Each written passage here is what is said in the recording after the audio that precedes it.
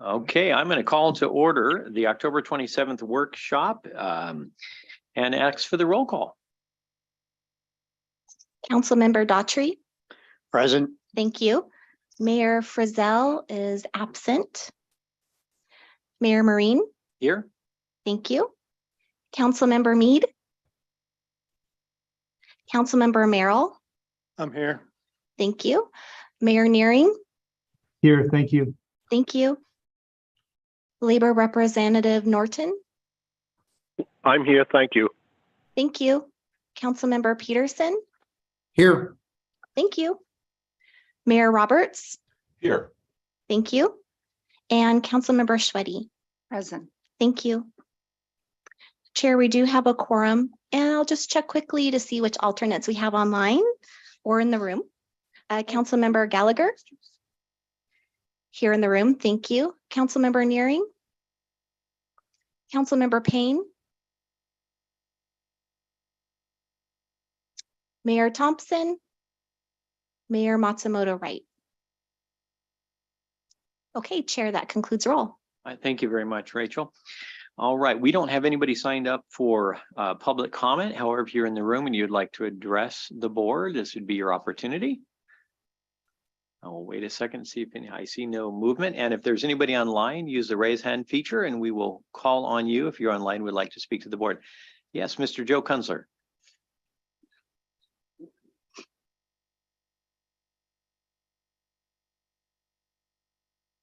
Hi, Joe Kunzler here. I will keep this brief.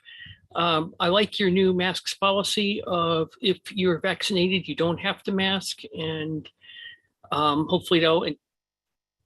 Oh, good. We're finally recording. Great. And it's good. I see we got a YouTube link, so I will start over. Joe Kunzler here very briefly. First, appreciate everyone being vaccinated and the new policy in the boardroom. You might have a special visitor at some point. Second thing is that, I've been going over the budget and shoot, I lost my train of thought, but to Chair Marine, not to put you on the spot too much, but I've been emailing you several times trying to ask when's a good time to call you. So if you could check your email, that'd be much appreciated. So, and with that, just want to wish everyone well. And I will see you guys next week for the budget hearing where I don't lose my train of thought. So thanks. Thank you, Mr. Kunzler. And yes, I have been getting your emails. I've been crazy busy and I will be circling back. All right, is there anybody else online? Just raise your hand. Use the raise hand feature. And one last chance, anybody in the room? Okay. With that, we will move on from the public comment and we have a CEO report. Mr. Hilton Fritz. Thank you, Mr. Chair. Can you hear me? Is it working? Okay. Very brief CEO report today. Thank you. I want to recognize that we have a very special guest who's not really a guest, but a new member of our team. We're joined today by Unju Greenhouse, who's our new Chief Financial Officer, and she's back there waving from behind. We're delighted to have her as part of our team. She comes to us from over 20 years in King County government with a strong and deep background in finance and public health and transit. She is a green belt in Six Sigma, and she's going to be able to coach us up on all sorts of process improvements. So she's going to be a critical part of the team going forward, helping us plan financially long-term to support some of the initiatives we're going to be talking about today. So welcome. Secondly, just wanted to flag for the board that we will be adding to the agenda for the next board meeting ATU contract. I sent out a note earlier this week announcing that the ATU Local 1576 is ratified, the tentative agreement we reached 2 weeks ago. So that's great news. So look for that material in your packet when Rachel sends it out tomorrow. And then last but not least, just a real quick update on ZIP. We launched ZIP last week and it's going really well. We had 18 rides on our first day. It's been gradually increasing day over day. Now we're up over 30 and it's going well. We've had a lot of positive response. We've had a couple of complaints related to learning how to use the app. We're meeting with the contractor every day to review how the service is going. This has been what I would term a soft launch, where we're not really publicizing the service beyond the kickoff event and the press coverage that received. As we debug some of the issues, then we'll start ramping up our marketing efforts. So to see such a good ridership response really with no promotion at this point is really, really cool to see. So more to come, obviously, in the days ahead. That concludes my report. All right, thank you very much, Rick. Hey, just curious, as that ramps up, and I think it will end up being pretty successful, is there something online with, not online, but because we know we have 4 vehicles now, are we expected or ready to ramp up the number of vehicles, or through this project, is it always going to remain at 4? We have 6 total, so we have 2 reserve vehicles, and the team is looking at demand, and we'll be monitoring in real time whether there's a need to increase the size of the fleet. Excellent. All right, thank you very much. Any other questions for Rick about his report or anything else? Okay.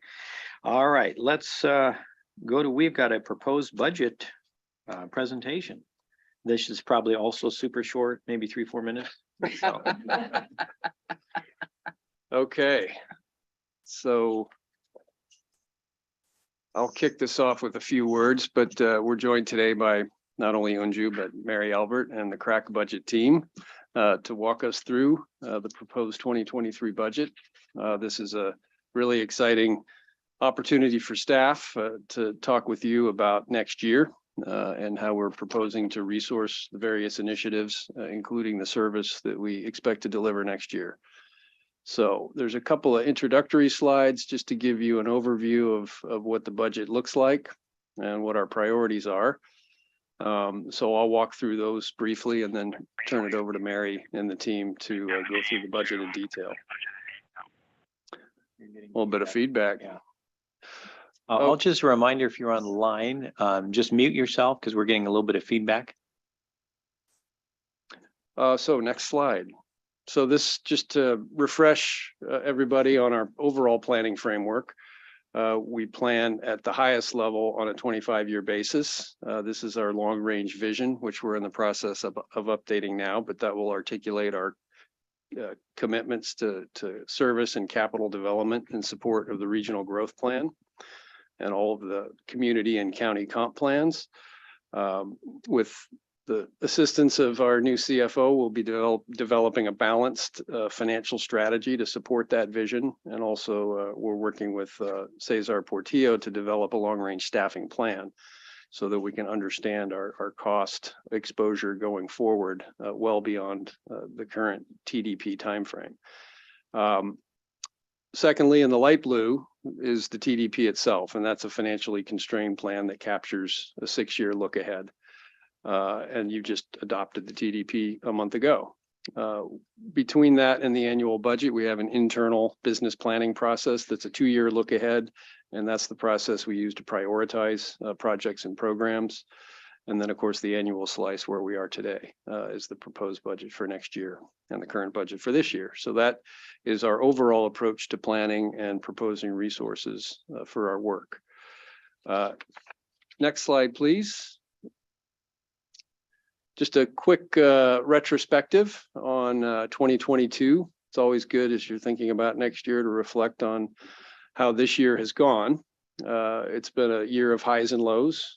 We've had safety and security within the system as a major part of our focus over the course of the year, as we've looked at how to recover from the pandemic and restore ridership to the system.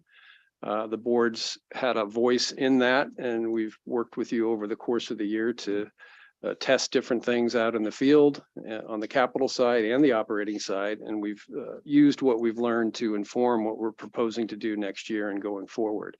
So that's been a huge area of focus. Obviously, recruitment and retention has been a huge part of our ability to deliver quality service every day.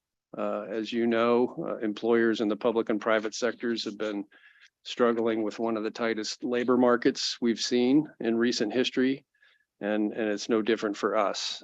We have employed some aggressive and creative recruiting strategies, and that has paid off. We've been able to hold our own and even gain a little bit on the staffing curve, and that'll continue to be a big area of focus going forward. That's probably the single most important variable when we think about service stability and service growth in the days ahead. We've continued to advance our diversity, equity, and inclusion initiative, and that's a big part of our core values. We expect to come to the board in the new year and lay out our approach to the DEI program. That'll be based in large part on adaptive leadership goals, addressing agency leadership, employee experience, and our customer experience. So more to come there. Regional integration, network expansion has been a huge part of our work on the planning side. You're all well aware of the Orange Line groundbreaking we had earlier this year. We're also have kicked off the Gold Line scoping process and expect to have that project under development in the years ahead. We're also expanding the Blue Line as part of our efforts to connect with light rail down to the 185th station and Shoreline.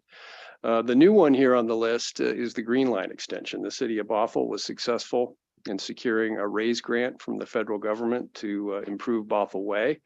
And that was really the key factor, clearing out obstacles for us to be able to bring the Green Line all the way into downtown Bothell. So we've accelerated that timeline. And now for the first time in our history, we have 4 active SWIFT expansion projects. And of course, the aforementioned ZIP we launched last week, and initial indications appear to indicate that's going to be a popular service.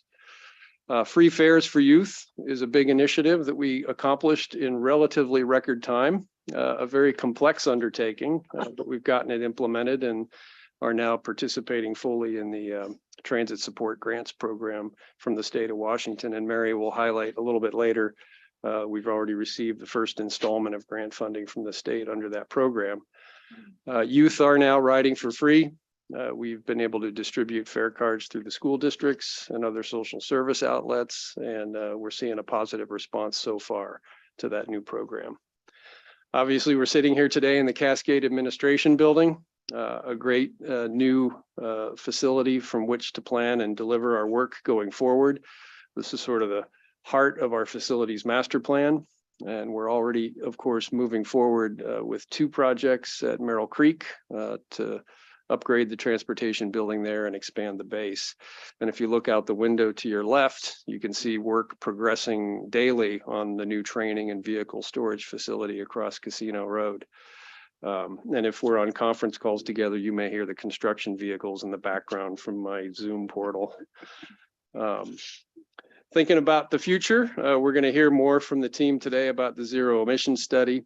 And then in the months ahead about the 2024 network restructure and the long range plan. We made some significant progress this year on all 3 of those initiatives. So that's given us momentum to roll into 2023.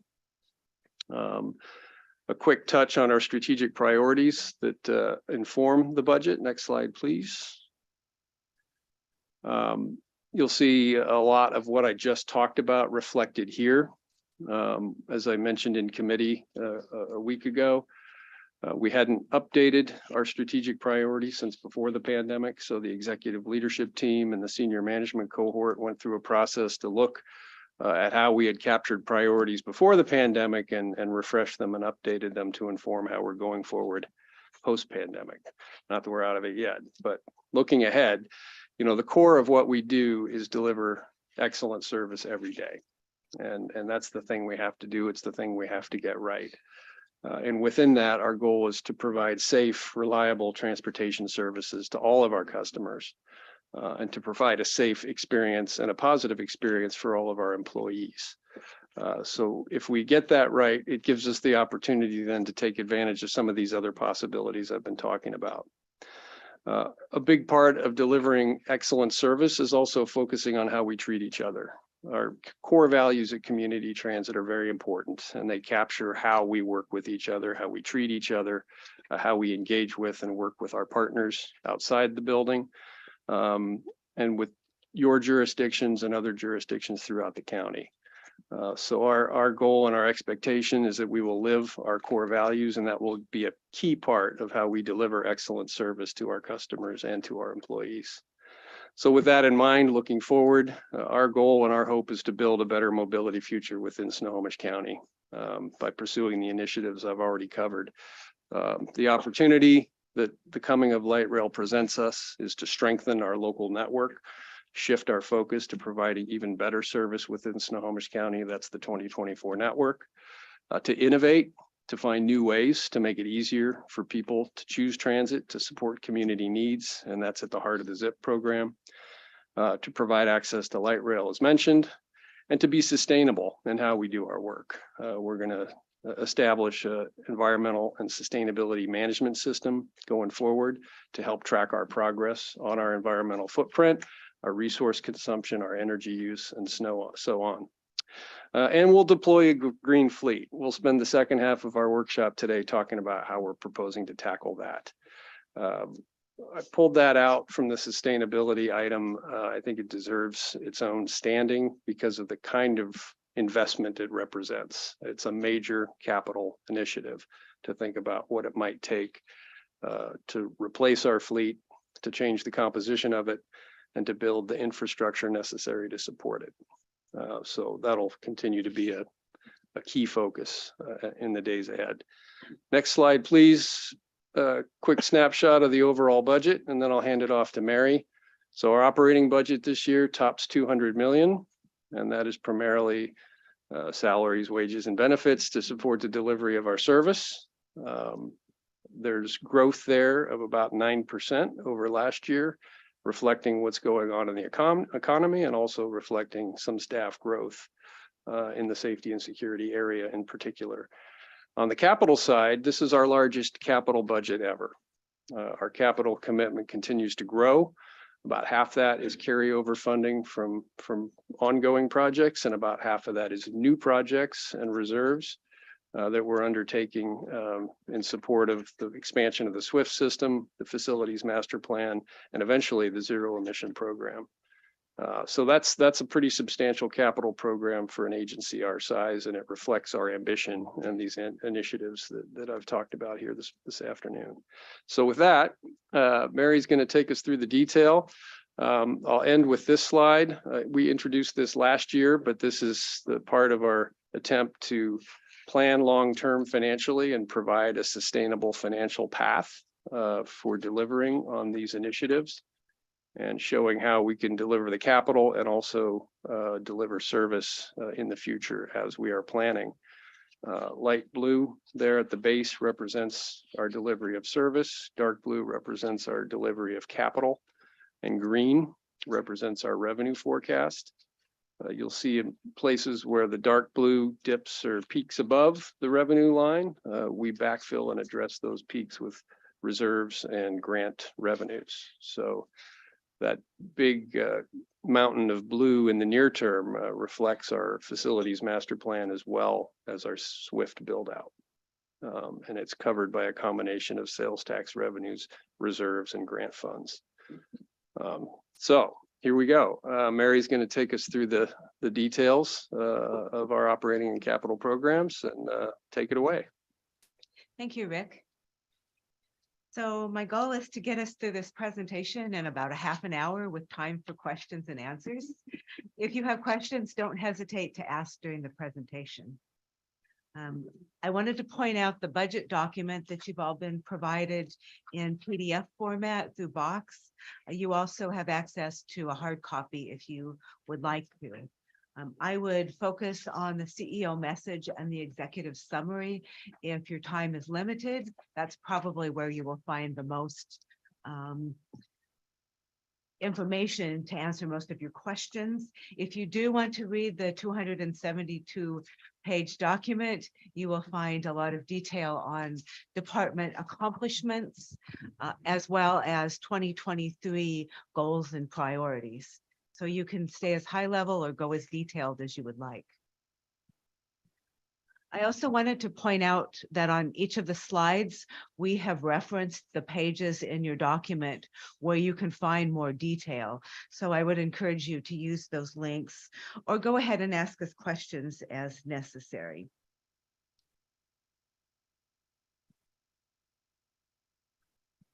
Many of you have seen this diagram before. This shows the revenues that come into community transit. We expect $268 million in operating revenues in 2023. We're also expecting nearly $86 million in capital grants revenues. Probably the largest revenues we've seen yet. So what happens to these revenues as we receive them during the year? Well, we're funding about $200 million in operating expenses. That is what we, or how we fund our service, how we put bus service and other service out for our customers.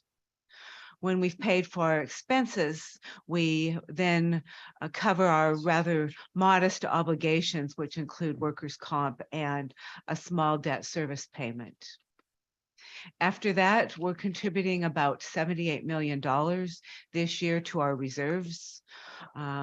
You'll see more detail at a future slide, but our reserves total $345 million for 2023.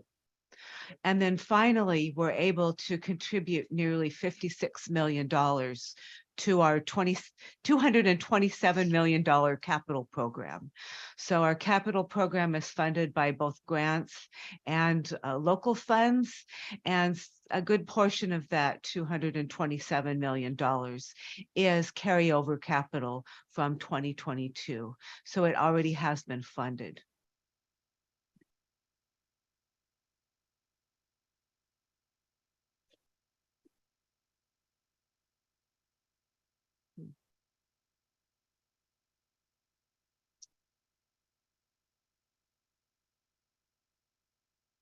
I apologize.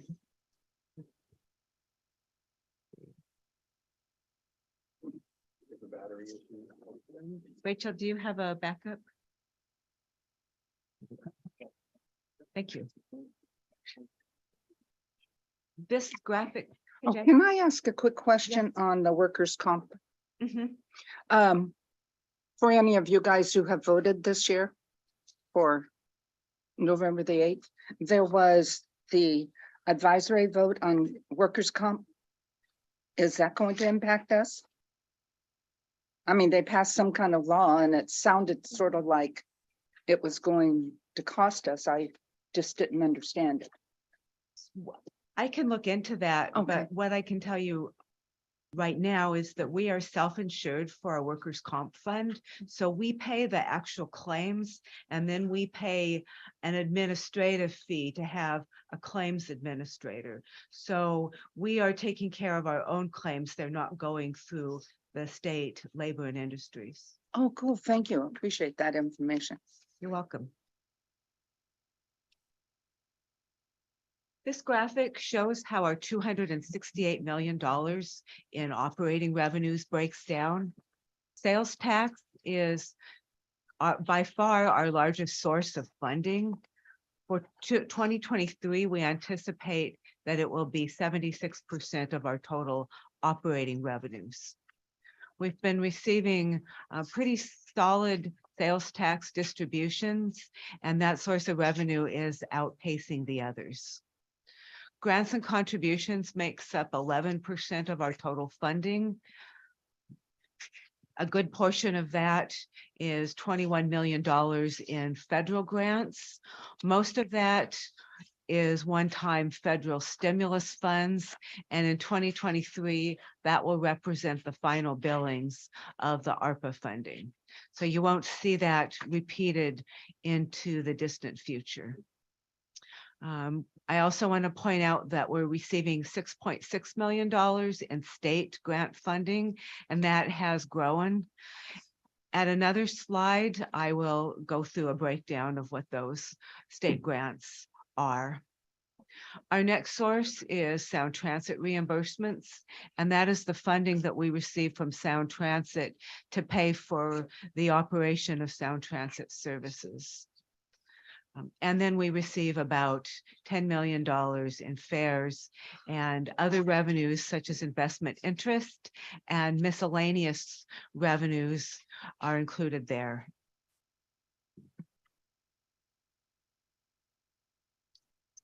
Mary, when you talk about the federal system there, does that include FTA funds that come from PSRC? Yes, we do have some of our formula funds that are shown as operating. Most of our federal formula funds pay for such projects as bus acquisitions. Okay, thanks.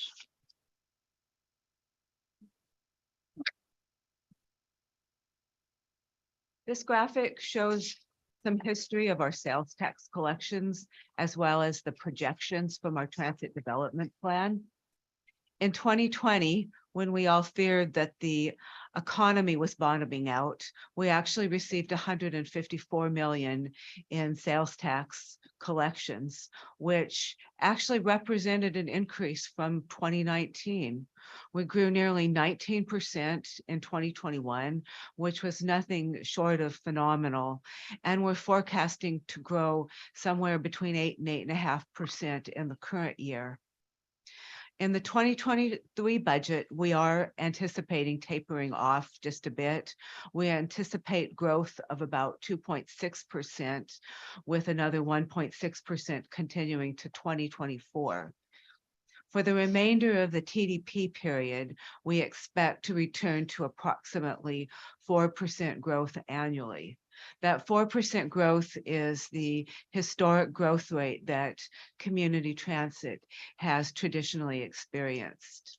So Mary, the 8% in 23 growth rate, two things going on. Mhm. One is the increase in prices, and our sales tax is obviously based on the price. So are you expecting more of that? And then there's also people buying less because of the increase in price.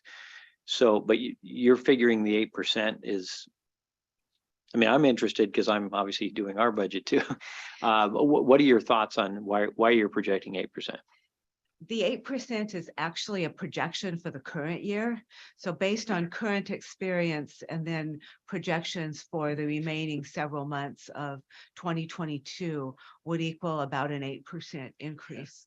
We're expecting some tapering off in 2023. So we're looking at a 2.6% Okay, yeah, increase. that makes There more was sense. concern about possibility of an economic slowdown.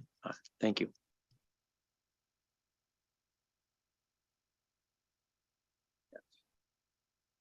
One of our key revenues is fare revenues. We're anticipating $10.5 million in fares for 2023. I wanted to address a question that came up earlier. In the 2022 budget, we had originally anticipated about $13.2 million in fares. That has not come to fruition this year. Our forecast is currently set at about $9.4 million. We are expecting some growth from that $9.4 million. We expect a little bit more than $1 million in growth. So while we haven't met the current year's original expectations, we are continuing to grow, and we will end up this year higher than 2021.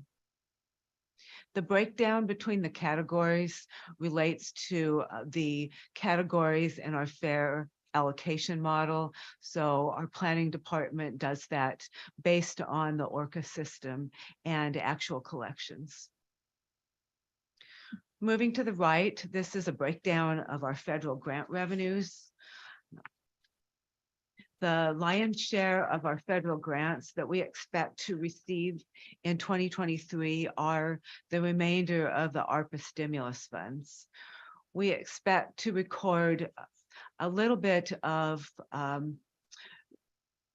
formula funds that come from the Marysville UZA area, and we also will be receiving a CMAQ grant of about $360,000 for our ZIP shuttle pilot.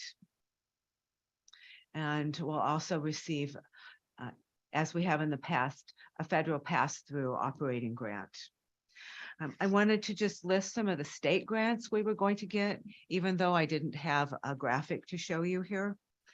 We are anticipating about $2.4 million in regional mobility operating grant funds, and that pays for our BRT service or a portion of it.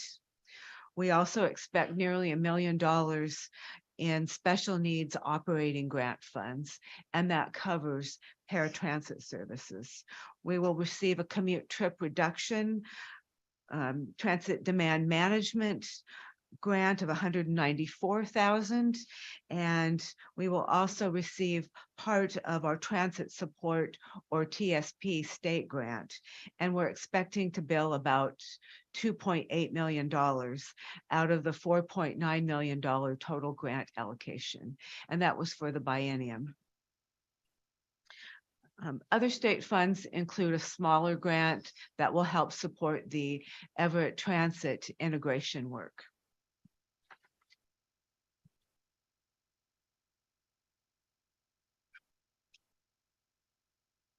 This shows our history of service hours and ridership.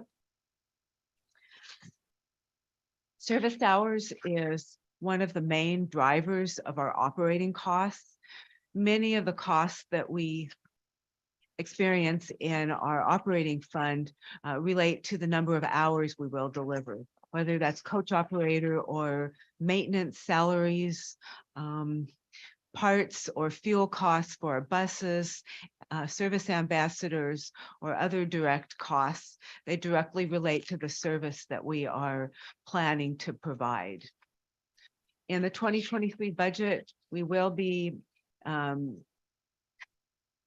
looking at providing about 548,000 of community transit service hours.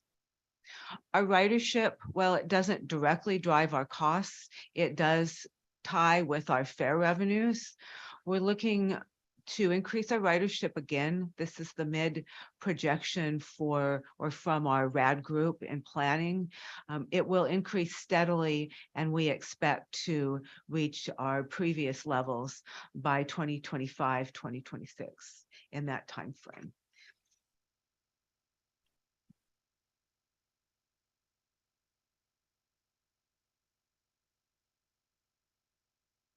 Our operating expenses are planned to be about $338 million for 2023. This consists of about 168 million in department operating expenses. And these are all the costs that our departments incur to operate and provide services during the course of the year.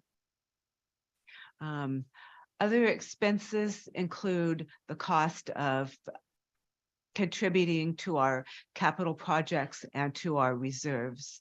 And that is planned out at 138 million for 2023. The other expenses to the right consist of such things as the salary pool, several cost contingencies, including a contingency for new service and service innovation. It also includes our insurance costs. A little bit larger than in past years, we are including again contingencies for innovative services, as well as a salary pool that encompasses multiple contract increases. This graphic shows how those operating expenses break down, and this includes fuel as well. Our salaries and wages will equal in the budget 108 million, or about 60% of the budget. So by far, this is the largest category of our costs.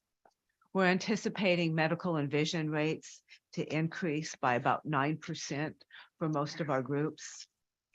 Our PERS and payroll tax rates will not increase, but what you will see in the budget is that those costs increase proportionately with staffing increases.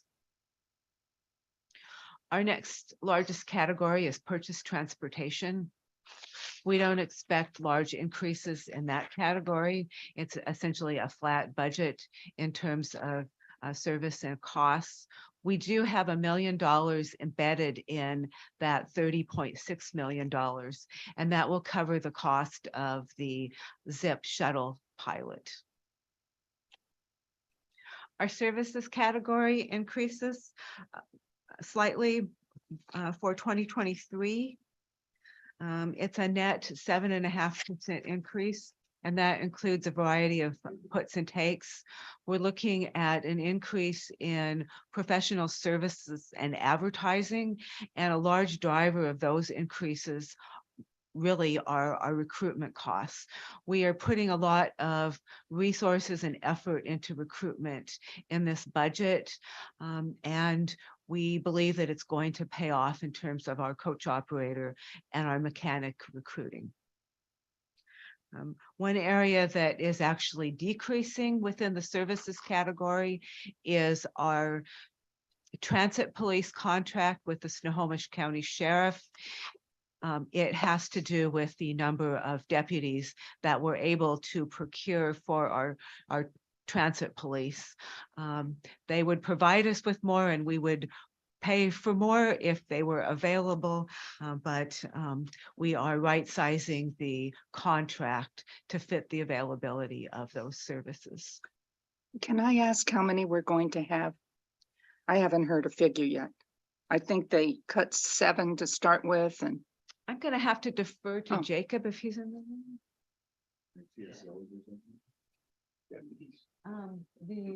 The deputies who staff the, So. I'll just speak loud. I'm a loud talker. So we put money in 2022's budget to grow transit police. The sheriff's office was not able to accommodate that. So we were staying flat with 18.5 FTEs for 2023. And not having, we'll have a little bit of a reserve if they have capacity, but in conversations with the sheriff's office, we don't anticipate growing the unit. We do anticipate them adding more deputies to meet the current contract over the 2023 year though. Does that answer your question? yeah, so you're looking at 18.5. Right. Okay, thank you. You're welcome. thank you, Jacob.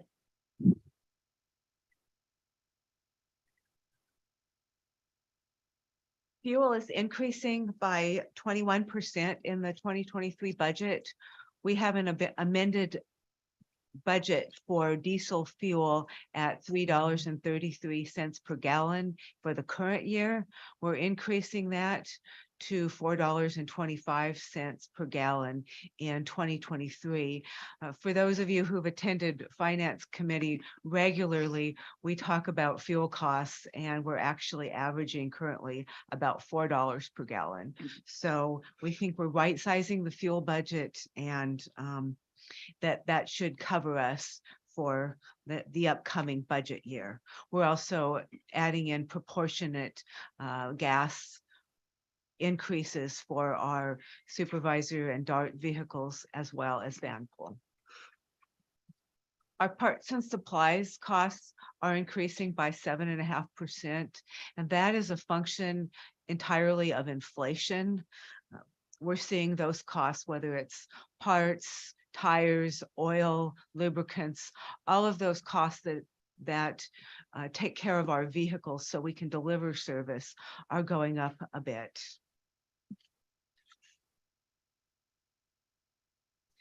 And then there's a pie chart that breaks down the different costs by kind of percentage in the budget.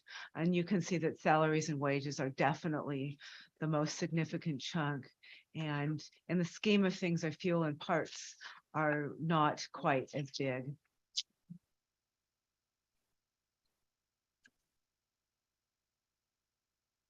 We're requesting an increase of FTEs to 896.5 FTEs for 2023. That's up from an amended budget of 833 FTEs. Those are increasing in the categories of transit security. There's 21 FTEs in the proposed budget for the transit security unit. We're also asking for an increase in mechanics and other maintenance FTEs, bringing those up to a level where we can maintain the buses the way we need to. We are also putting in a request for service ambassadors, and then just a handful of coach operators. We are really looking to achieve the budgeted levels of coach operators right now. We would love to get fully staffed in that area. And then these bars break down our staffing by the National Transit Database categories.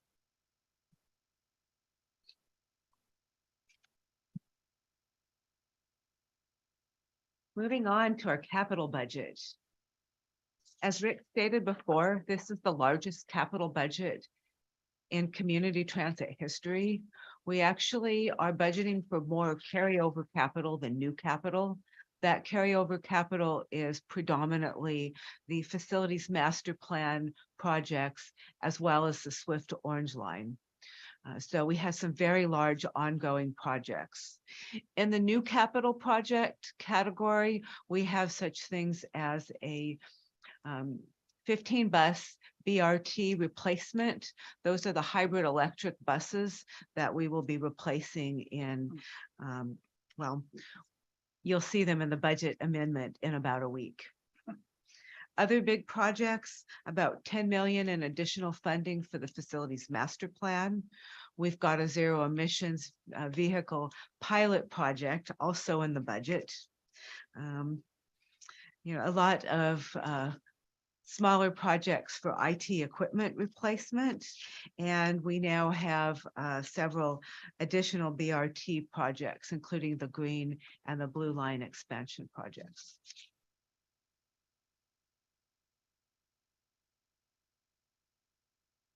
So how does this 227 million break down into project categories? Well, our SWIFT projects are $90 million, or about 40% of the total capital budget. This is the first time that we've actually been working simultaneously on 4 BRT projects. We'll be, full speed ahead with the Orange Line. We're starting the design and engineering for the Gold Line, and both the Green Line and the Blue Line expansions are starting. The facilities master plan is budgeted at $46 million. And what you're seeing there is phases 2, 3A and B, and phase 6. We're expecting that phase 1, which is this building here, is largely done this year, along with the lion's share of phase 5. That's what Vic pointed out over here. So that's good news. Our projects are coming to fruition. Replacement vehicles consist of that large BRT replacement, as well as the DART and van pool replacement. Our innovative projects are the NG Orca project, as well as the zero emissions pilot. Our capital budget would not be complete without a very large amount of state of good repair projects. We're looking at $10 million to keep our assets up to date and in good repair. And we are including about $7 million of miscellaneous projects and staffing. So we're no longer charging our capital project managers to our operating fund, but those who work on capital projects are charged to the project funds. The last bar, the black bar for $33 million, contains a very large contingency. That's $28.5 million for additional zero emissions pilot projects. The TDP had called for $35 million. We've identified a project. D is working on that right now for $6.5 million, and the remainder has been budgeted in the contingency.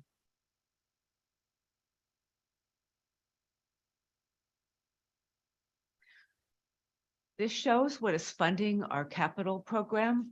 The grant budget is probably the largest in our history as well. The pie on the left shows how it breaks down by project. I know this is a little corny, but we've coded the slices of the pie by BRT line. And the Swift Orange Line is receiving $51 million in grant funding. Probably the total is more than that, but we're anticipating billing some already this year. On the left is the breakdown between grant source. There's the FTA Small Starts, which started out as a $37 million grant. We've drawn down part of that already, and so we're rebudgeting that at a $25 million level next year. There's another amount for $32 million that consists of the formula funds that we received that we've been able to pledge toward part of the projects. We're also receiving CMAQ funds. We have some ARPA capital funds we're still billing, as well as some state funding that includes the regional mobility and a direct appropriation capital grant. And I would be remiss if I didn't point out the small but mighty green transportation grant that is paying for the some of the feasibility study for the zero emissions project. So now for the grand finale, what we are looking at for our cash and reserves. This first slide shows the general fund cash, and we start out with an estimated balance of 154 million. After, or as we receive the general fund revenues of 268 million and plan for 200 million in expenses and obligations, we're looking at an operating margin of about $68 million. So you might ask why we plan for such a large operating margin, but what we have done is strategically set this aside to be able to pay for future service expansion. So when we open additional BRT lines and expand our service, we will have the space in our operating revenues to accommodate the additional operating expenses. So with the cash that we have accumulated during the course of the year, we will be able to transfer $138 million to our capital projects and to our reserve funds. And then we will also be bringing some revenue back into the general fund. The wireless program ended up with a $3 million budget underrun. So we're returning that $3 million to the general fund to reuse. We also had planned for a bus purchase of about $10 million during one of our past budgets. That bus purchase was not required, so we're returning those funds, along with several other projects, including some IT projects and web design that we have completed under budget. So we'll end up the year with about $104 million in cash. Our operating and fuel reserves total about $67 million. We're still planning on 4 months of operating reserves and about $5.5 million for fuel reserves. So our ending capacity for sustainability and expansion is $37 million.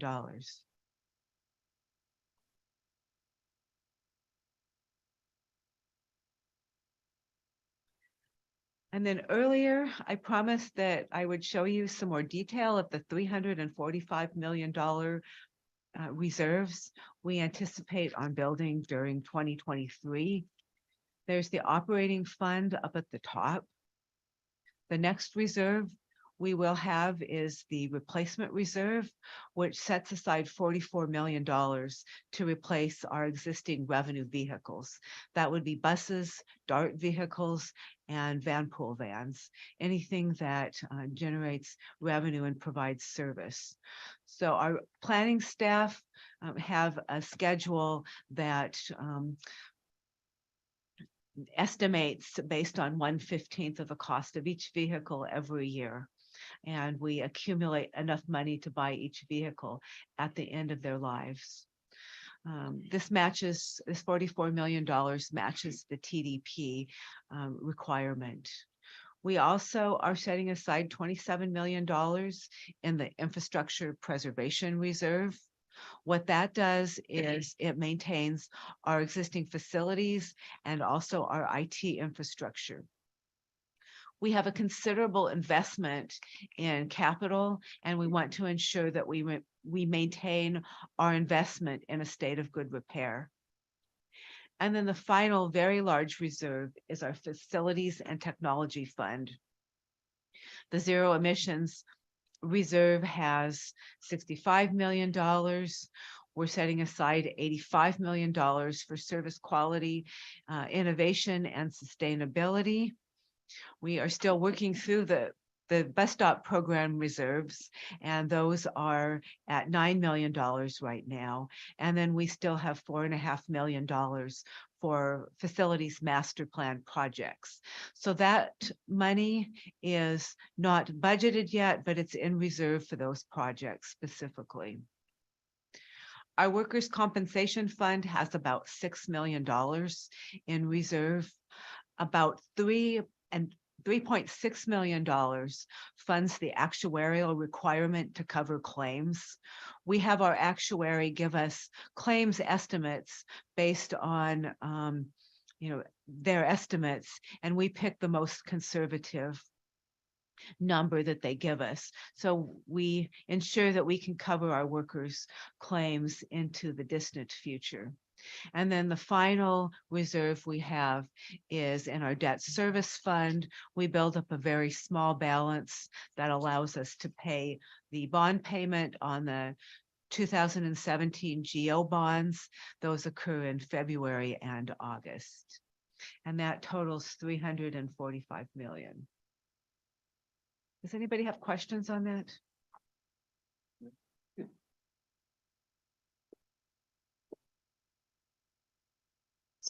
Obviously, you're doing a great job. Well, thank you. We have great staff here throughout the agency. So Rick started with the strategic priorities, and I just wanted to illustrate how this budget addresses these strategic priorities. The first category is the delivery of excellent services. So how are we going to do that in this budget? Well, we're creating a new transit security unit that will be staffed with 21 FTEs. Actually, more than that, we have several that are starting in the latter part of this year. We will be hiring 18 security officers through the course of 2023. We're also replacing security cameras and making enhancements throughout our properties and park and rides. We're staffing the service ambassador unit with 4 additional FTEs to directly support our customers. We support our service with research and analytical data. We have a group within our planning department that is specifically dedicated to research and analytics. And we budget for surveys, research, and data tools to specifically address our customer needs, including the redesign of a new website that's being rolled out shortly, I think.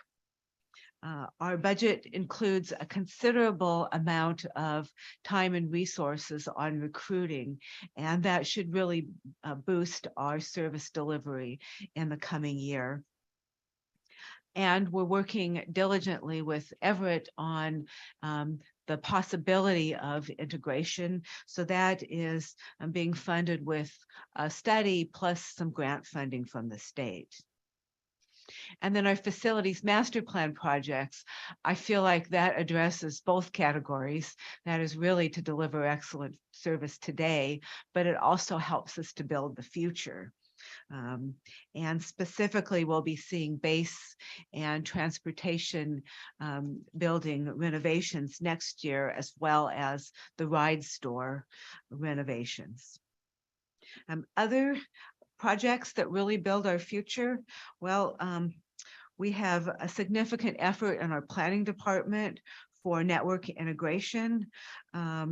We staff that unit with 2 FTEs. Our SWIFT projects are ongoing. That is, again, a $90 million effort in our 2023 budget for 4 different SWIFT lines that serve a variety of different areas of the county. So that touches a lot of our ridership and community.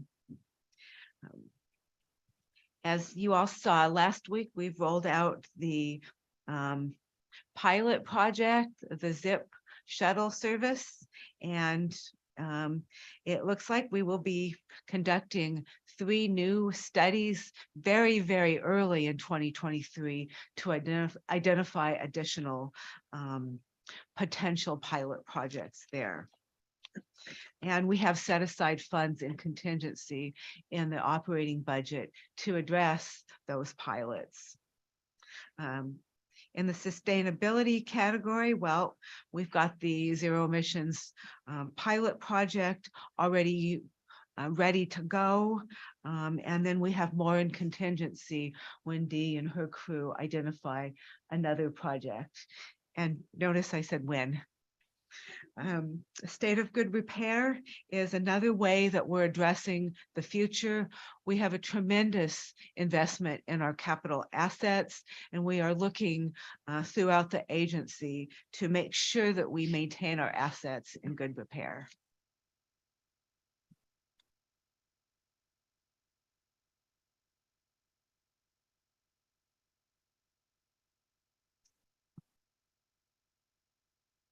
Before I move on to the schedule, does anybody have questions?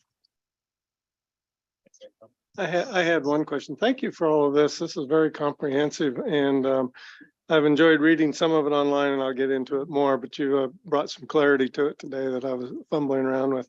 One of the areas that you just covered, I had a small question on. You talked about 21 people going to security support. Is all of that net new, or is some of those people going into that group coming from some other group that already exists? Those are new FTEs. Brand new. Okay, thank you. Okay, any further questions? I'm not seeing anything online either, so. Well, can I make a Yeah, comment? Jan? That's not a question. Mhm. And I know I need to get a life, but I actually read this whole thing. And what I would suggest and recommend to the board is, now that you have a hard copy, this isn't just a regular budget that you've seen in your city, you know, or that you've looked at. It's just not numbers. This book explains every single thing, every dime that's spent. It goes into where it goes, why it goes there, and where everything is happening. And so I'm not asking you to read the whole thing, but I'm asking you to keep this to where when something comes up on the board that you need additional information, trust me, folks, it's in this book, totally in this book. And I've never seen any company or business that had something so in depth that literally, like I say, answers every single question.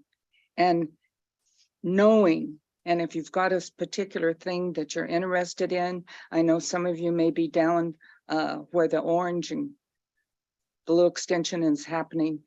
Anything you want to know about that is in here. And they've done, saying it was a superior job and fantastic just doesn't do it justice. So thank you for all the time and energy, and this was really something.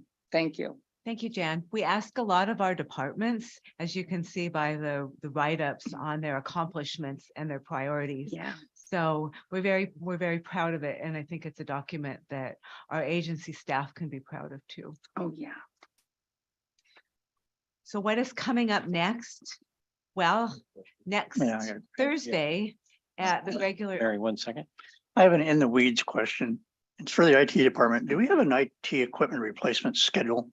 Yes. Okay, thank you. That was easy. Mhm. No, I think we're good. Okay. Oh, I don't want to. I think we're good, Mary. Thank you. So Thursday, November 3rd, at the regular November board meeting, there will be a public hearing. And it sounds like we already have one attendee who's interested in commenting. After that, you may read through your documents, and if you have questions after you've read your documents, or even if you haven't, please forward them to me and to other members of the budget team, and we will be happy to answer your questions. So we will put together a document that answers all the questions, and we will have that ready at the November 17th Finance Performance and Oversight Committee. That will also be emailed to all board members as well. At the Finance Committee, we will present the budget resolution, and the Finance Committee, we will ask to recommend that the board approve the budget resolution on December 1st. And then, as always, the due date or the deadline to get a board approved budget so we can start out 2023 fresh would be December 31st.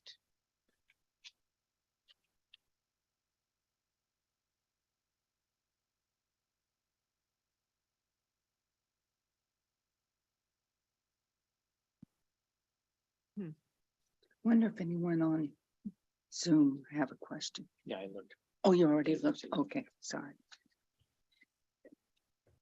I do have one comment. It would be, I'd like to have a hard copy. I'm not obviously there. So if that could be mailed to me, that would be great. Thank you.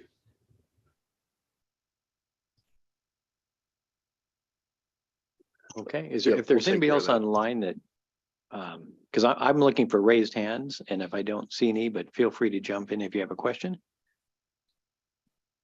Any of our board members online? Okay. I think we're good.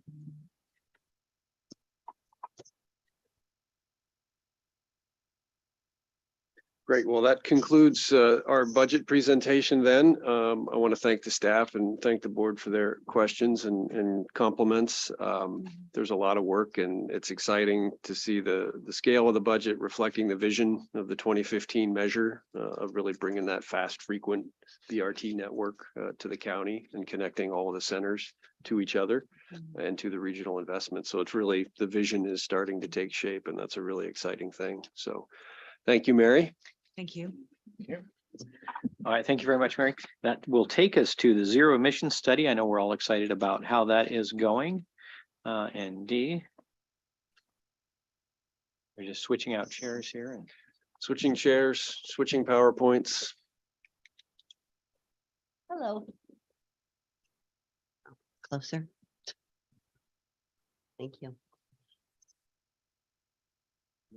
Yeah. Don't be shy, Peter. Well, Board chair doesn't throw things very heavily. Well, I'll just kick this off with a brief comment and then turn it over to the team. We're joined today by Peter Stackpole from WSP, who's one of our technical experts supporting Dee and the team in the study. Welcome, Peter. Great to have you here. This is an exciting presentation because we have new information for you, and a lot of it. So the team has been super busy. You've been hearing updates briefly off and on through the early part of the year. Today, we've got some of the consultants' results on assessing charging infrastructure, fuel types. They've done modeling of our service network. And they've done a really good job sort of establishing a baseline for how we can go forward and inform some of the major choices that will come before the board in the future. So I think the key thing here I urge you to focus on is that they've modeled the network assuming a 1-to-1 replacement ratio, one electric bus for every diesel bus, and what that would look like. And, you know, the takeaways that you're going to see are that electric buses by themselves, battery electric buses by themselves can't do the job that our diesel coaches do today. So we'll paint that picture and then present a series of strategies for closing that gap. And that is the conversation that will inform how we proceed to the next phase to develop our fleet plan and the capital infrastructure plan that supports it. So I'll shut up and turn it back over to the team and enjoy the presentation. with that, thank you very much. We are encouraging you to ask us questions as we present information. As Rick said, there is a lot of information for us to share, but please feel free to stop us. Cliff Hinkey is also virtually with us today. He's the global coordinator at WSP. And today, Peter and I will be co-presenting in person. So the study goal is to identify the best zero emissions fleet direction for community transit. This is going to include a very high level recommendation and alternatives for how we deliver technology for our fleet. There's two types of technology, and I'll go over that in a minute, but also kind of a vision date. We're talking about a vision for 2050, and we're looking at when we could look at a full fleet conversion. So we'll be coming back to you with more information on that. So since we were with the full board last, we have developed a 4-phased approach. We are in the first phase of this right now. The last time we were here in April, we talked about the state of the industry. We talked about technology and operational and agency impacts. As you heard, it will impact everyone in our organization and the way that we do business. Today, we're going to talk about the modeling results, as mentioned by Rick. And then we'll get into a couple of other steps within this first phase, which is really digging deep into opportunity charging and costs, and you'll better understand that after our presentation. A draft recommendation, and we'll also include a lot of alternatives, as well as a final alternatives analysis and recommendation. These are the 4 phases. I just went over phase 1. So you'll see that we are really moving forward aggressively with program development within the next 2 years. It's very exciting for me. I love program development. So in the next phase 2 in April through the middle of the year, towards the end of the year, we're going to start doing some testing in the real world. We're going to bring in a leased bus next year and a full 2 purchased buses in 2024, fuel cell and a battery electric. And we'll really be working towards how this changes our organization with the concept of operations and how that impacts people's roles and identifying those, all in preparation to develop a transition plan in phase 3. The transition plan is the vehicle we need in order to get Biden infrastructure funding for the bigger piece of our work.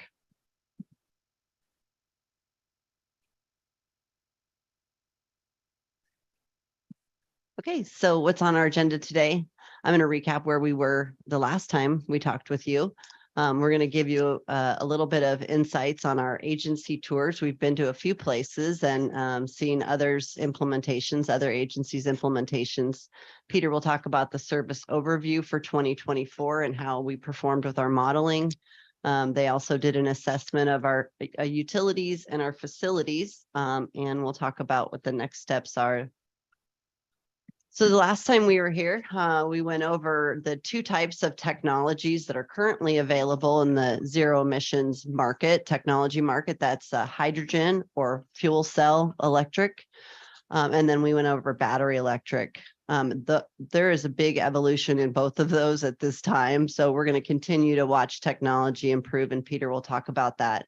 We also talked about funding sources and procurement timelines. Those procurement timelines are getting drawn out more and more every day as more agencies bring on more zero emissions vehicles.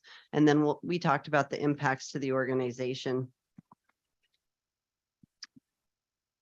We did visit a few agencies over the summer, and it was really great to be able to talk to the people that are living and breathing this zero emissions thing every day. We went to Sunline in Palm Springs. We went down to King County Metro's charging facility and got to see their pantographs, their overhead charging. We went to Everett Transit and we talked with them about what they have for plug-in charging and what they're doing with their inductive opportunity charging, and Foothills, what they're doing with hydrogen. So it's been really enlightening to hear from others and to get the lessons learned. I would say though that, overall, kind of some key messages that board staff and driver engagement is key. That's the number one to this being successful, getting that buy-in, getting people to try things out. That battery electric is not a pure 1-for-1 replacement, which you will hear more about. Hydrogen is viable, and more agencies are looking at that to get the additional range and mileage. Technology is evolving really fast. Building the infrastructure is the critical path for all of this, and prepare, communicate, and be ready for challenges as we embark on this innovative new space. And with that, I'm going to hand it over to Peter unless you have questions. Right. There you go. Thank you. Chair Marine, members of the board, nice to see you in person.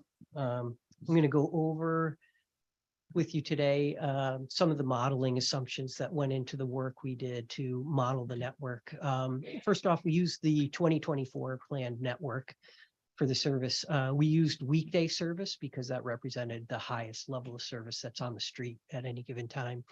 For the buses, we use the average currently available battery that's available in the market today. And then we use the current bus size that it's assigned to each route. Bus size does have an impact because a 60-foot coach has a different energy draw than a 40-foot or a 30-foot. For the battery, we used a 20% safety buffer. So we didn't want anything on the street with less than 20% charge. Think of it as akin to your fuel light going on. You don't want it out in the street if it runs the risk of being stranded somewhere. And then we used a 10% charge curve, and a good analogy to that is like when you're charging your cell phone, or if you were filling a bucket of water with a larger bucket, the closer you get to the top, you have to slow down that rate of pour so it doesn't overflow. So we calculate all this into the modeling assumptions. And then finally, we model those conditions that are unique to the community transit service area. And that's the slopes that the buses are going to be going up and down. And then the HVACs and impacts, which are significant. See, we have Arlington up there because it had the coldest recorded temperature in the last 5 years in the service area. So we use that because battery electric buses don't like the cold. They have a much higher energy draw during cold. Okay, and then have this up here. What is a block? You're going to hear me refer to blocks as we go through the service modeling and the opportunity modeling assumptions. And really, a block is the work assignment for the vehicle during a service day. So if you think of it as a group of trips linked together, and they may encompass more than one route or involve more than one operator throughout the course of the day. So I think the easiest way to look at it is what the bus does from the minute it leaves the lot till the minute it returns to the lot at the end of the day, and all the mileage it travels during that period of time. Okay, and then we're going to look at the different service types. So here we have the, if we look at the Swift and the North County routes, those routes operate blocks with the longest distance and duration of any of the other blocks in the system. So they present the most challenges to be electrified. They also are served with the 60-foot coaches, which have the highest energy draw. South County routes have the least, have less duration and distance, and the express routes have the least. And I know that seems counterintuitive because express routes generally travel longer distances, but they're usually split during the day. They'll work the AM peak that will complete their blocks. They'll return to base where they would have a charging opportunity, and then maybe go out in the PM to serve additional routes. So then if we look at the 2024 service overview, we're looking at about 189 total blocks. Community transit does tend to have a higher percentage of long blocks compared to other pair agencies. And the majority of these blocks are greater than 12 hours or longer than 150 miles. And the blocks that are over 300 miles are mostly served by those 60-foot coaches that we mentioned have that higher energy draw. So again, those are the ones that are going to present the most challenges for electrification. So now we're going to get into some of the modeling results. And I realize that this does not paint an overly optimistic picture, but I just want to put it into perspective. As Rick mentioned at the beginning, we're looking at a one-to-one bus replacement. So think of this as taking the 2024 network and replacing every diesel coach out there with a battery electric bus, and then assuming it's just charging on base, nowhere else. So system-wide, we're looking at about a 25% block completion percentage 37% of those blocks can be completed for the express and the South County route. And of the blocks that are incomplete, they get more than they achieve more than 50% completion. And the reason that's significant is because it means that there are some mitigation options that we can look at that would improve that block completion ratio. Only 9% of the North County routes and 5% of the Swift routes are completed with base charging alone. And of those incomplete blocks, less than 50%, they're less than 50% complete. So again, we have that challenge of those being the longest blocks and also the blocks with the majority of the 60-foot coaches on board. So then we think of how do we bridge that gap between what we can complete and what's incomplete. And this chart represents some of the mitigation options going from the least capital intensive to the most capital intensive. We have strategic phasing, and that's really waiting for the technology to catch up. And this is something you're going to be doing organically, because as your diesel coaches reach end of life and you're replacing them with ZEB, that technology will have already progressed. You can look at service changes, and that's block splitting. So you can use your spare diesel coaches to split blocks with battery electric buses. You can utilize battery electric buses with better efficiency. As I mentioned, 60-foot coaches have that higher draw. If you can replace them with a 40-foot coach, you'll get more mileage out of them. And then you get into the higher capital mitigations, and that's using additional BEBs. And again, this would skew that 1-to-1 ratio. You would have to have more BEBs in service than you would your diesel electric coaches. So you would be increasing the number of buses that you'd have on base and what is out in the field at any given time. You could build a new base, and that would allow for additional charging and additional bus storage. Fuel cell technology, and that's the hydrogen fuel cell, and those have a greater range. They're more closely they associate more closely in range to what you see with the diesel coaches. And then you have opportunity charging, and that's placing chargers, fast chargers at locations throughout the service area where buses lay over, and that allows them to charge while they're in the recovery and then go back into service. And we're going to go into much more detail on that coming up. So looking at strategic phasing as a mitigation option, here we have that lower graph there, by the way, is just a reiteration of the block completion ratio that we just discussed above. And then if we look at the chart here, assuming 2.5% growth annually, though that solid green dot on there represents where battery electric bus technology would get you in the 200-mile range. And that's right around 2035. And then you reach the 300-mile range between 2045 and 2050.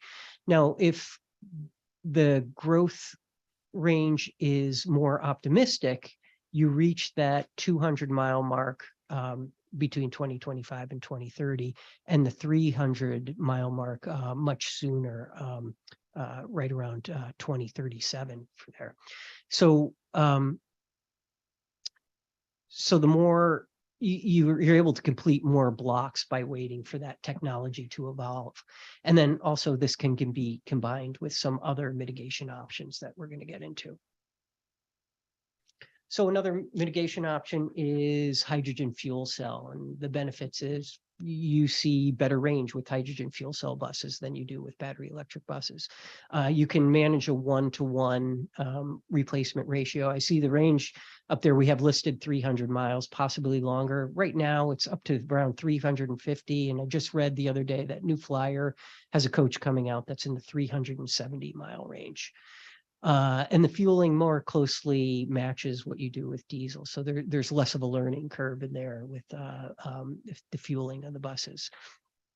Some of the considerations is that partial implementation creates an additional subfleet, which means it's harder for maintenance to manage because you have an additional technology in there. Space requirements is substantial. You have a 20 to 33% loss of bus storage on the facility. Now that is just if you're building on the facility itself, which is constrained, but you also have the option of building elsewhere, of acquiring property and building a hydrogen fueling station somewhere other than in directly on the facility at Merrill Creek or Cache Park. The fuel costs can be significantly higher with fuel cell electric buses. And this mitigation options assumes that there will be a green hydrogen production facility on site, and that would be done through electrolysis, which is a green form of hydrogen. Before I moved on, I did want to point out that you know, when we talk about a combination of technologies for your directly operated routes, the South County routes, BEBs work perfectly fine with opportunity charging. But for the contracted services, something like hydrogen fuel cell may be more appropriate. And we'll talk about that a little bit more. So Peter, on the fuel costs up to 3 times higher than what? Diesel or higher than the electric alternative? Higher than diesel. Okay, thank you. Because that begs the question. That begs the question, is it higher than just electric? It is higher than electric as well. Because electrolysis uses more electricity to make the hydrogen than it would to charge a battery. Yeah, and we do have some cost figures that I think we're going to reach out with you later, that we broke it down by the per mile cost of diesel compared to battery electric bus compared to hydrogen fuel cell. Okay, thank you. So can I ask a question about that? Of course, yeah. So at the APTA conference, and I know you guys were there, Joe and I went, he went electric and I went hydrogen. And what I walked away with, and they went through everything, was that hydrogen costs more to get started and everything, but in the end, it was less expensive. So are you seeing any of that in your studies? Yeah, and we do have projections that will show the year over year cost per mile. I think we have it broken out for 20 years. So it does get less expensive the further along you get. Okay, so you're calculating that 3 times cost is also including capital No, to build the no, charging? not Okay. capital to build it, but to produce it. Okay, it's interesting why over time that would be. Anyway, I got more to come, right?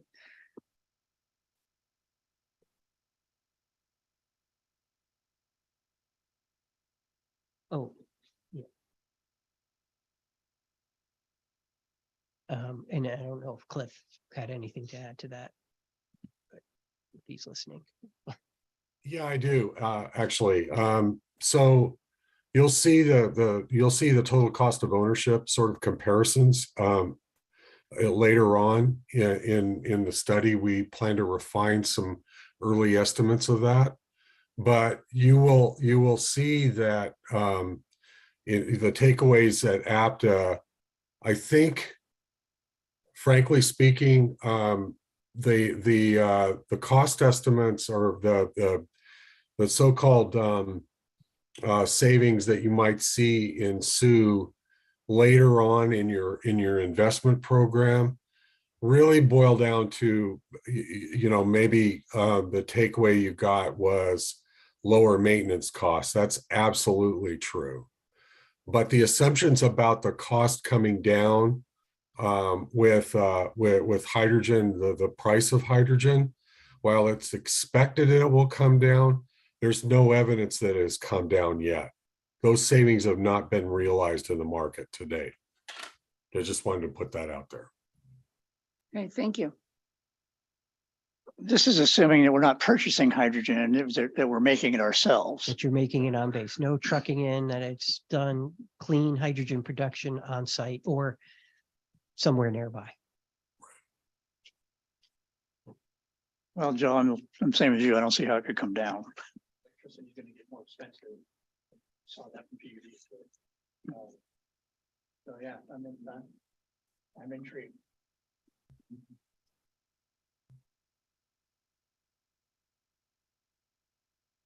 Okay, next mitigation option is, oh, I think we missed one. Yeah. We missed two. A new charging base. So that would be building a new base, which would maybe provide additional charging and bus storage capabilities. So it provides you with the opportunity to deploy buses from different locations rather than a single base.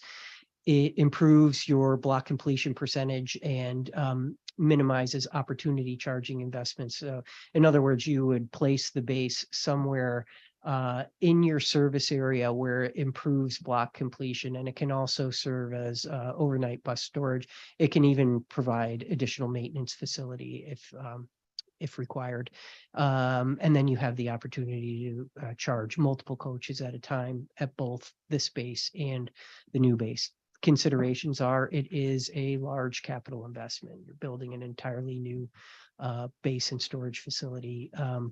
The land availability. So it would, if it was 4 battery electric buses, it would need to be somewhere in the service area where it helps improve that block completion ratio. It would do little good like to place it right next door because that wouldn't help improve that ratio of block completion.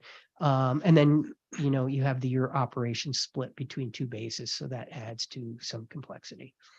So if you're talking electric and then there's a time to charge, and you have X amount of buses you need to get charged in that amount of time, would equate to how many charging stations you need. Is that more or less than a hydrogen fuel cell?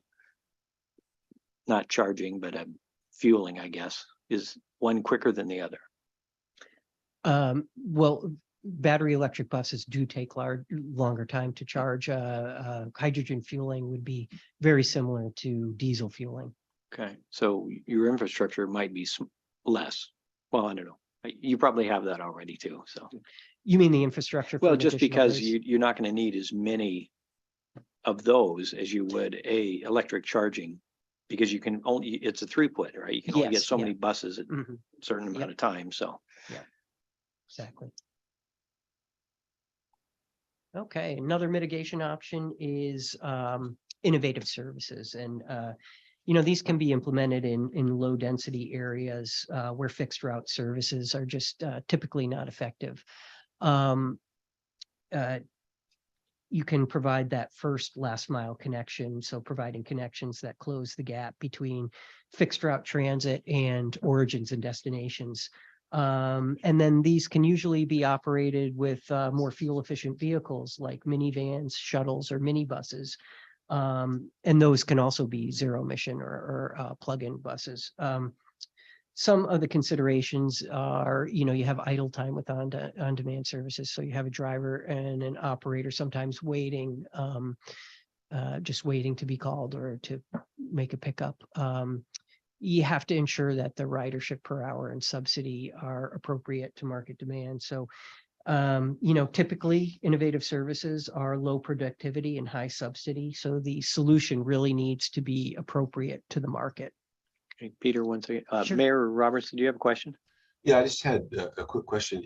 What's the power plant like on a hydrogen fuel cell? Is it similar to natural gas or something like that? Or kind of explain how that would work in relation to, you know, current mechanics and that kind of thing. Yeah, that's a great question. Hydrogen fuel cell, it's really, it's a battery, just like a battery electric bus. It's just a different fueling. So there, with both the electric bus and hydrogen fuel cell, there really is no, I mean, for lack of a better word, engine like there is now. It's more like, you know, electric motor, or is it the same type of engine or not? Peter, you want me to tackle that a little bit? Yeah, sure. Go ahead, Cliff. Okay, so the configuration, the propulsion configuration is exactly like your hybrid buses that you might be operating. So it basically feeds a smaller battery, and then that electricity is drawn by electric motors. So a fuel cell bus is an electric bus operating with the same kind of electric motors. in a like a hybrid bus configuration. In more specific answer to your question about the size of a fuel cell, it's roughly equivalent to the size of a diesel engine. You know, roughly speaking, it would comprise the same amount of space in the engine compartment on a conventional bus. Got it. Thank you. Okay, so that begs the question. Is an electric bus significantly heavier than the hydrogen fuel cell, or are they both heavier than a diesel? Because that's one of the biggest problems with obviously the batteries. It's what they're having problems with planes, right? It's just too heavy. Both are heavier than diesel. It's just not, the battery electric is heavier than fuel cell. So are you, or is anybody reporting back with issues?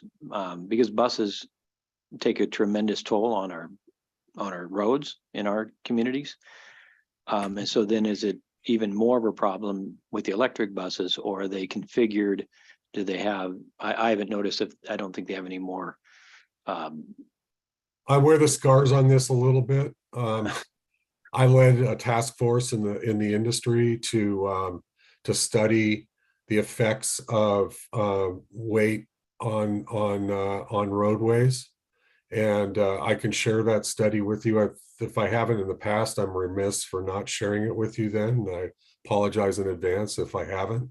But the effects of all of that led to a temporary exemption in the California market, where you had basically some pretty severe restrictions placed on transit buses as a result of the issue you're raising, and because of the nature of it, it basically ended up being two different policies at the state level contradicting each other, because you had the desire for zero emissions and near zero reduction as a policy in California. We all know the policy leadership that California has taken in that, but that directly contradicted the need to reduce the load on the roadways and some weight restrictions put on vehicles in California.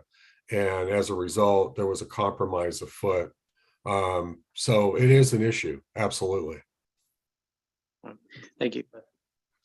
And I can just add to that, did check for the gold line alignment, weight restrictions on the drawbridge, and the heaviest coach for battery electric bus, the per axle weight was within the restrictions. Yeah, they're having challenges in New Jersey where there's a real restriction, but by and large, I think most of the weight requirements in the country are still within acceptable traffic regulations.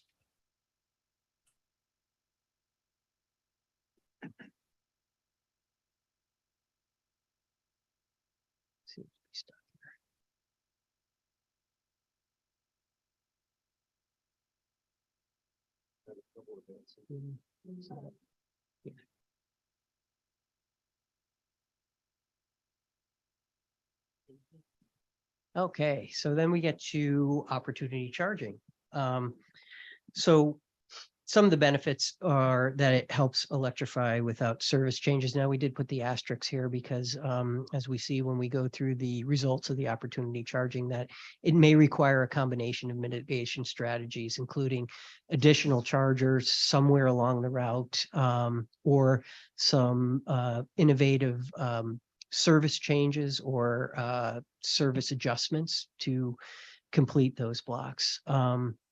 Helps reduce electricity demand at the base. So the amount of charger or energy utility requirements at the base can be less if you have fast chargers out in the system.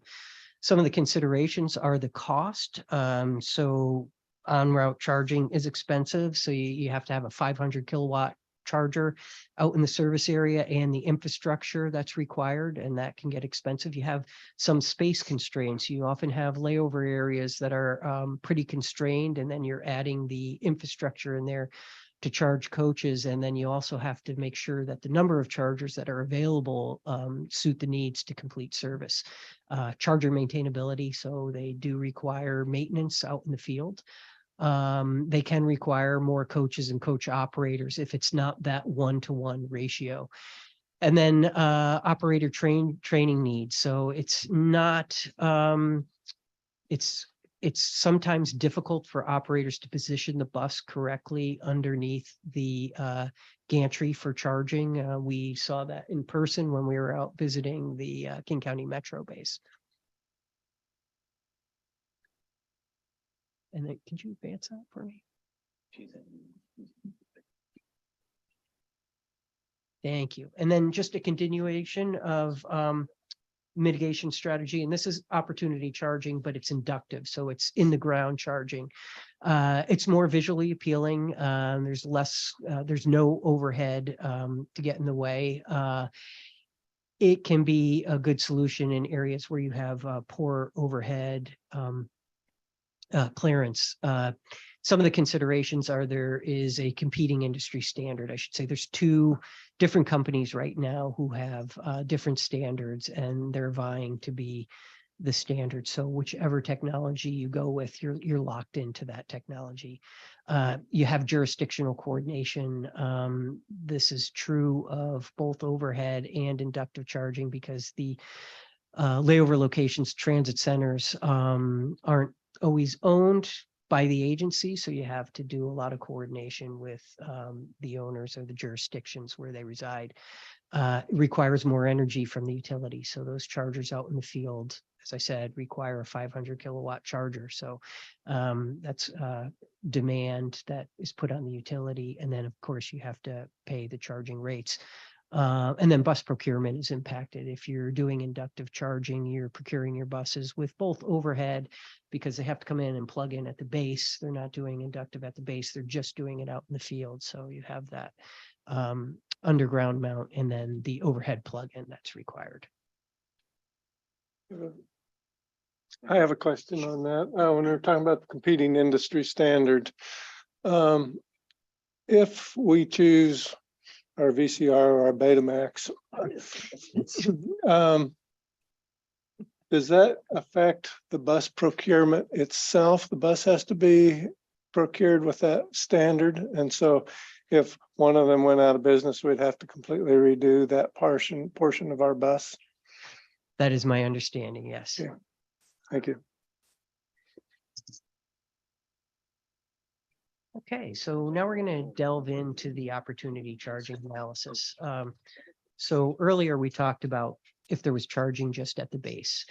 This section of the analysis looks at charging both at the base and at different locations in the field. So we ran 3 different scenarios. Low scenario is opportunity charging at the base, and at Linwood Transit Center and at Everett Station. Then compounding off that, we did the medium scenario, which is the low scenario plus an additional 6 locations. And then the high scenario, which is the medium scenario plus those additional locations. So what that would look like throughout your service area is that is the different locations where you'd have chargers for buses to charge during their layovers out in the field. Okay, so now we delve into what the opportunity charging looks like by service type. So you can see in the medium and high scenarios, those South County routes get to near, in the medium scenario, right around 98% block completion. In the high scenario, able to complete 100% of those routes. For the North County, it's a little bit more challenging. So South County routes, you're looking at about 153 miles is the average distance, the average block distance, and those are served by 40-foot coaches. When you look at the North County routes, you're looking at about an average distance of 254 miles, and most of those, or some of those, are 60-foot coaches, which have that higher energy draw. So then when we look at express charging, so the express, again, they have those shortest block durations, but they're also served by 60-foot coaches and the double talls. Again, you know, we have that higher draw, higher battery draw on those. The Swift, along with the North County routes, those have the longest duration and distance, and all of those are served by the 60-foot coaches. So I think what this really highlights is that with the current market, the energy profile of the 60-foot coaches poses some significant challenges for electrification. Okay, and then we get into the Gold Line. And again, just like the other Swift services, the challenge is completing those blocks, even with charging at both ends of the service line. Now, if you look at that gray area in the incomplete block range, so this is really the critical area where we're going to be focusing the modeling coming up, is how do we bridge the gap between those complete blocks and those incomplete blocks, because this is the critical time when you're going into procurement for 55 coaches in this upcoming procurement cycle, which are supposed to be the first coaches that are procured for ZEV. So we want to make sure that those coaches are procured so we can complete those blocks.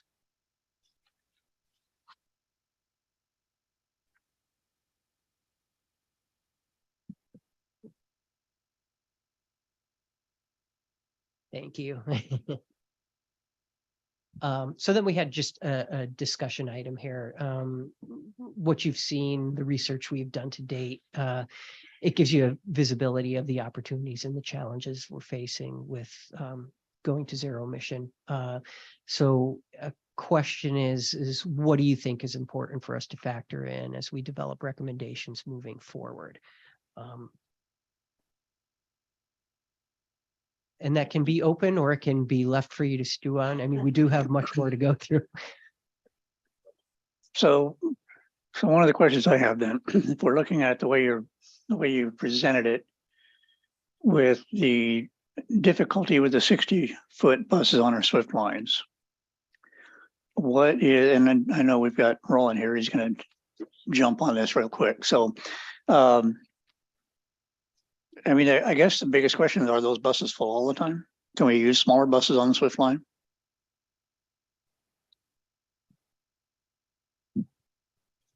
Hand me the board.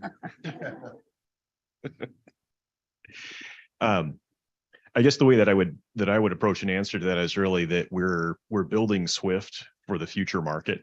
And so, I think what you'll probably see is that as the team moves through the rest of the presentation is there's a lot of different mitigation strategies that could allow us to close the gap that so far has been shared in this presentation. But I think one concern about the Swift lines, they've been designed around those 60-foot platforms, really with an eye toward not just the capacity we see on the system today, but really what we're building towards. So when we connect Orange Line with a light rail station, when we connect Blue Line with a light rail station, and even further when Everett Link Extension is built out up to Everett, and we have many connection points between BRT and light rail, we expect those lines to be very, very full. And so that's, it's really about what's that future capacity or need that we're building toward. And I would say even in today's environment, there are hours of the day where those buses get quite full. So that's, I think the approach isn't so much on should we shrink the size of the platform as what are the other strategies where we could really get more mileage out of that vehicle. So wouldn't it make sense if the Swift line continues to stay, at least for the time being, hybrid, which will work great for that system, right? Your 40-footer, where it makes sense, South County and places like that, Express, those are the ones, if we decide to go electric, that you would go, because you go hydrogen fuel cell, it works in more places.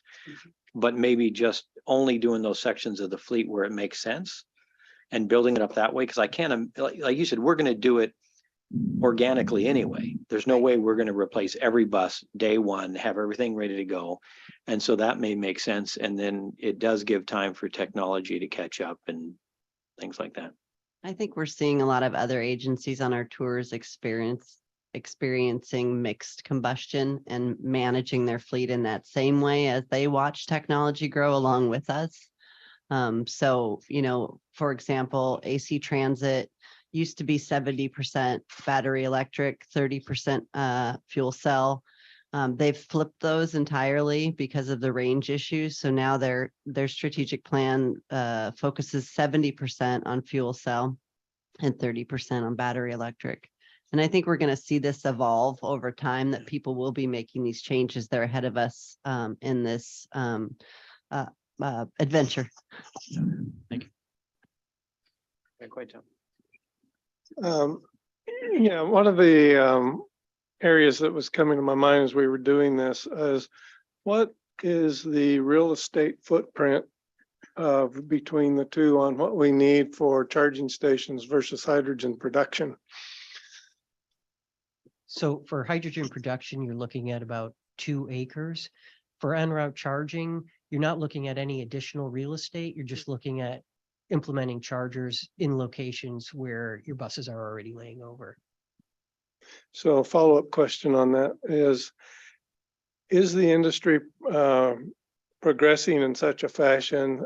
So I see that we would need all of our own electrical charging because that's where the buses are at. But is there any sort of an industry building up around hydrogen production such that we wouldn't necessarily have to have our own production facility for that? Plus refueling stations may be shared between, I don't know, major routes on truck transportation or other uses of hydrogen? Yeah, there's a lot of effort going into producing hydrogen fueling stations. Twin Transit is looking at building their own hydrogen facility, and I believe you guys just toured there.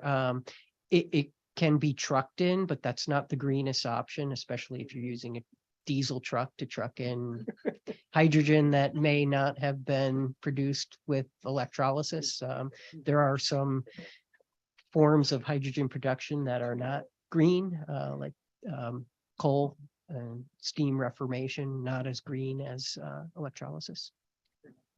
I did want to point out before we moved on with Swift, and it's an example Cliff has given several times, is what they've done in Los Angeles with their routes is they not only are they putting chargers in the layover areas, but they're putting them at certain intervals throughout the route. So when the route is pulls into a stop, it's able to charge. But again, you have to really look at how that impacts the customer experience, and if that's a road you want to go down, because you do have to spend a little bit more dwell time there in order to charge. Well, I had something else just occurred to me when we were talking about the transportation of it. We probably want to use a hydrogen truck to haul the hydrogen from one place to another. But anyway, are any of the existing underground facilities for petroleum transportation usable for transferring hydrogen? Yeah, I'm not sure. Like, Tried that in Canada. Cliff may be able to speak to it. much higher pressure. Now there's a crater. no, maybe not. Sorry, it was my mouse was stuck. Yeah, there's billions of dollars being invested right now by the federal government in both green hydrogen production and transportation. There's not a lot of, there's not a lot yet, but literally billions, if not tens of billions of dollars are being invested in hydrogen programs across the country. One that our firm is involved in, for example, is a 2 gigawatt storage facility for hydrogen in Utah, using basically some of the famous salt domes in Utah. And some of those were former petroleum and gas facilities that have been converted to hydrogen. So yeah, there's a lot in the works. Thank you. Do you have anybody online, Rachel? Okay, yeah, good. Okay, any other questions? Wow, a lot of information, and you probably have more. We have about 10 minutes, though, just I to, will go through it quickly. not to get you charged up, but yeah.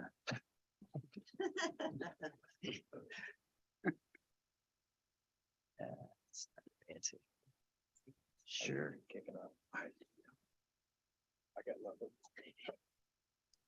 Okay, there we go.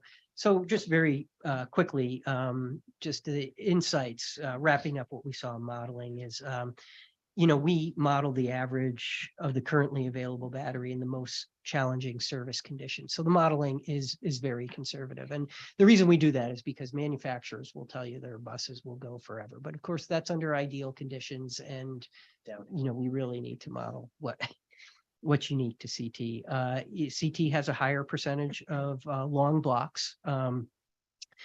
Technology is improving and will eventually catch up. Adding additional chargers may complete failed blocks, just like I talked about the LA example. And then really all these mitigation strategies are going to be explored in phase 2 to look at what's going to complete that gap between the complete and incomplete blocks. There we go. Okay, so getting into the utility conditions, just wanted to point out that we have been collaborating with Snohomish PUD as an external partner. Utility upgrades are the critical path because they usually take the longest to complete.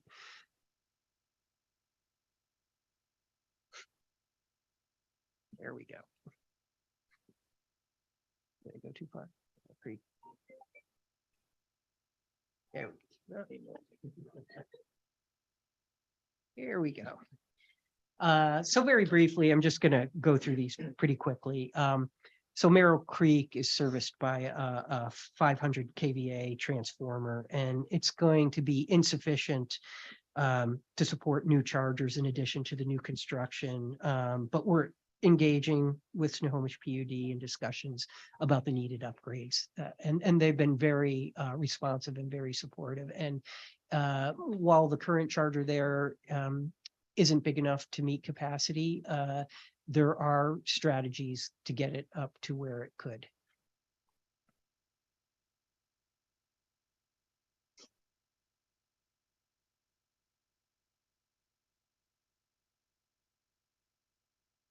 Okay. So the substation here has a spare capacity of 3 megawatts, and we need a minimum spare capacity of 5 megawatts to support BEB charging. Now, if there's opportunity charging out in the field, that may alter that a little bit, but right now we're going off the assumption of 5 megawatts of spare capacity is going to be needed to service on-site charging. Okay, so did we skip over cash card? Well, that's all right. So again, we are coordinating with Snohomish PUD on doing a utility impact study. So we are working with them right now. We are putting together all the charging requirements for both Merrill Creek, Cache Park, and all those 12 different opportunity charging locations you saw. So we can establish what's going to be needed at a bare minimum for both on-base charging and opportunity charging. Oh, and then just one other thing, unlike some other parts of the country, you don't really have to worry about resiliency or outages.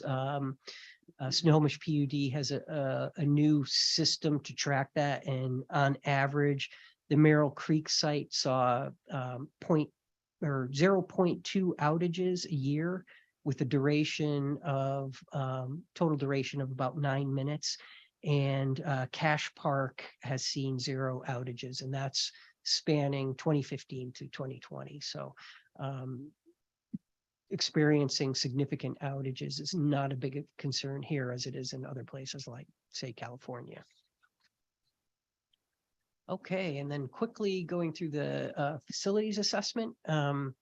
So in terms of providing battery electric bus on base, the facilities master plan needs to consider electric charging on base.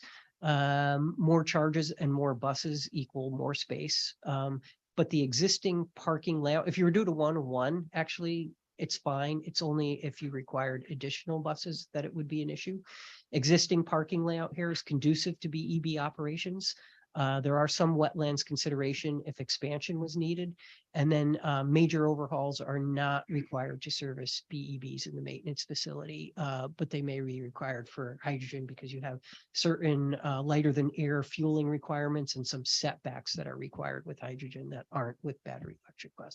Basically, in a nutshell, that the facilities here are adequate to accommodate electrical charging.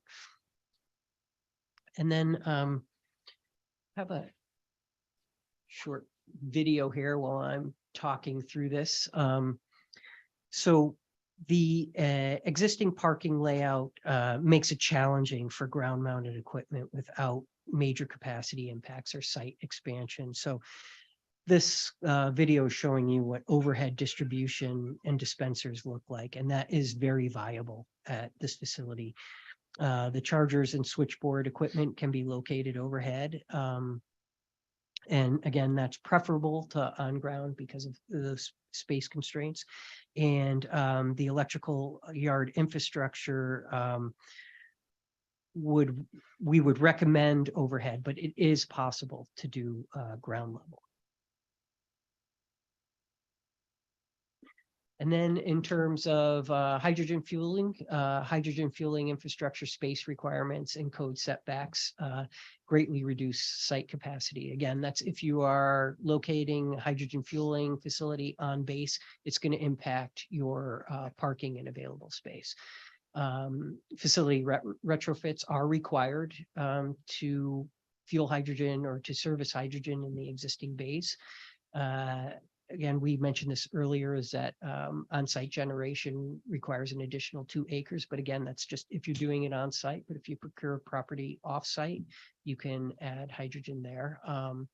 And it requires some mitigation strategies to reduce the impact via site expansion. And as I mentioned, totally possible to do off-site fueling.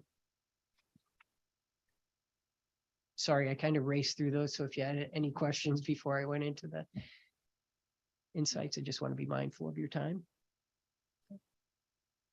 Okay, so We're good. all right. So ultimately, the insights from today's presentation are with a 1,300 square mile service area, you have some very long blocks. So it really adds to the complexity of completing those blocks with battery electric buses, less so with hydrogen. Opportunity charging is just one of many mitigation strategies. That technology is rapidly changing. So the battery capabilities are changing pretty much monthly at this point. Manufacturers are responding to change. So we compiled some recent data trend. About half of the new transit bus market in the next 5 years will be BEB. And that's going to grow to 75% in 2030 and up to 90% or more in 2040. And in the next 5 years, about 15% of hydrogen fuel cell buses. And the rest is going to be BEBs. Again, very conservative performance model that we did here. It needs real world validation, and you'll get that when you do your pilot program. And it's likely that a mix of strategies will be needed to complete SWIFT. And then again, infrastructure and utilities are the critical path because those are what takes the longest.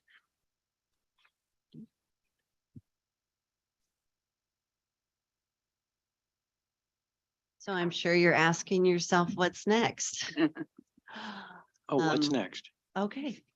Procurement and planning for the pilot. So I did a presentation to both the finance and oversight and also SACD committee to go over what the pilot entailed. We are going to be coming forward to the board in December for an award of 1 40-foot fuel cell bus and the infrastructure needed to like a portable gaseous trailer and things like that, and one 40-foot battery electric bus for purchase.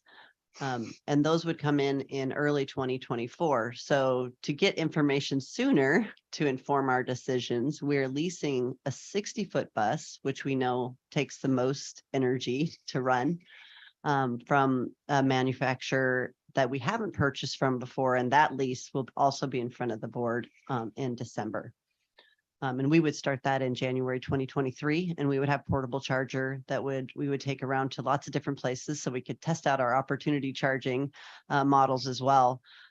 We also met with PUD this 2 days ago, and we had a great meeting with them. We are going to start co-creating and engineering together what we may need in order to deliver either of these solutions and to figure out the costs and infrastructure and all of that. That's happening right now. Just talked with them today that we're moving forward with that. They actually just recently brought someone over into the division that will be helping us that is electric vehicle focused. So that'll be a bonus for us. We also have a step 1.5 that we're working on, which we said was number 2 here, but that's really to dig into how we're scheduling things, what the mitigation strategies could be, and a really deeper dive into specific routes and blocks, and figure out, some real good examples of where different strategies might do the work that we need them to do to perform 100%. And then we will be returning to you in early 24, which is just 2 months away, with opportunity. I'm sorry, 23. Getting ahead of myself.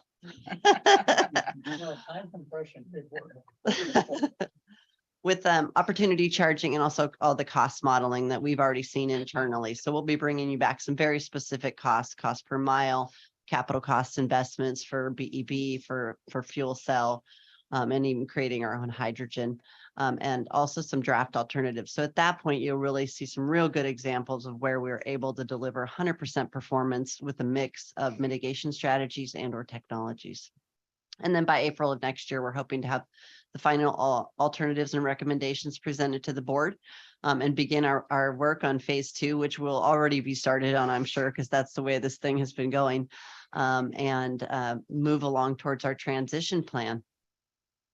All right. Questions? Any final questions before we adjourn? Is there anybody online? Not seeing anything there. Thank you, Peter. Thank you, Dee. That was very nice. It was great having the opportunity to talk to you at AFTA as well, and about some of the exciting stuff. And and thank you, Cliff. I guess we will stay tuned as more comes in. With that, the next regular board meeting is scheduled for November the 3rd, which will be upon us soon at 3 o'clock, and no executive session today. So nothing for the good of the order. All right, good. We don't need to go through each board member, do we? No. Anybody? Okay, good. We're adjourned. Try to keep to that. Schedule, yeah, not too bad. Oh, yeah, you